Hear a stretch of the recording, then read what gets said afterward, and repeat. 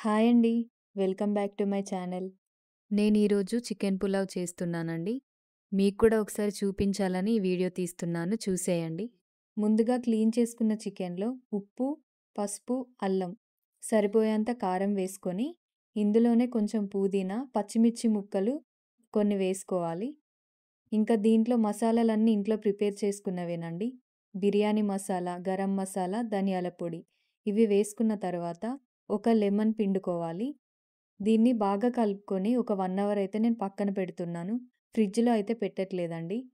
ఇంకా ఒక 1 అవర్ తర్వాత ఒక కడాయి పెట్టుకొని అందులో నూనె, నెయ్యి 2 కలిపి వేసుకున్నాను. ఇందులో బగారాకు, మరాఠీ మొగ్గ, అనాస పువ్వు, అలాగే దాల్చిన చెక్క, యాలకులు, స్టోన్ ఫ్లవర్ ఉంటుంది కదా అది, ఇంకా సాజీరా, లవంగాలు ఇవి వేసుకొని ఒక 1 మినిట్ వరకి ఫ్రై చేసుకున్నాను. తర్వాత ఇందులో కట్ చేసి పెట్టుకున్న ఆనియన్స్ కూడా వేసుకొని ఇవి కొంచెం కలర్ చేంజ్ అయ్యేంత వరకి వేయించుకోవాలి. తర్వాత ఇందులోనే నేను 2 టమాటాలైతే చిన్న సైజ్‌వి కట్ చేసుకొని పక్కన పెట్టుకున్నాను. అవి ఇందులో వేస్తున్నానండి.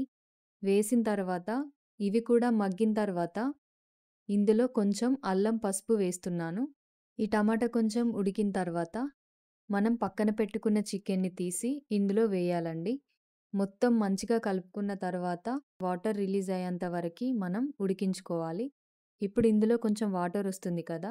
మళ్ళీ చెక్ చేసుకొని ఒకసారి కలిపిన తర్వాత నేను ఫస్ట్ పెరుగు అయితే యాడ్ చేయలేదండి. ఈ చికెన్ ఉడుకుతున్నప్పుడు మధ్యలో నేను కొంచెం ఉప్పు వేసుకున్నాను.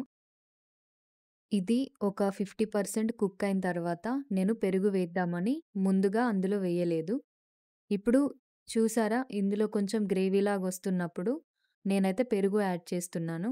దీన్ని కూడా మంచిగా కలుపుకొని చికెన్ 70% కుక్ అయిందనిపించినప్పుడు బియ్యం వేసుకోవాలి. నేను 3:30 గ్లాసుల బియ్యం తీసుకున్నానండి. ఈ గ్రేవీ చూసుకొని ఎంత మనకి వాటర్ పడుతుందో కొలతతో పక్కన తీసుకున్నాను. ఇంకా ఇందులో వాటర్ కూడా యాడ్ చేసిన తర్వాత కలుపుకొని ఉప్పు, కారం సరిపోయిందా లేదా అని ఇప్పుడు చెక్ చేసుకున్నాను.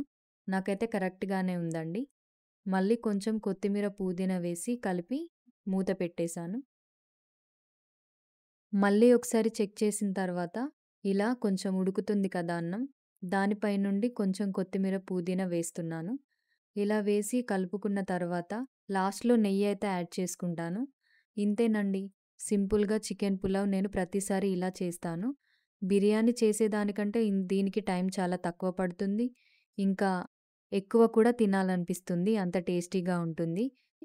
బయట కొనుక్కొని తినే కంటే ఇంట్లో చేసుకుంటే ఇంకా కొంచెం ఎక్కువ తినొచ్చు కదా! ఈ వీడియో నచ్చితే లైక్ చేసి నా ఛానల్‌ని సబ్స్క్రైబ్ చేసుకోండి. Thanks for watching.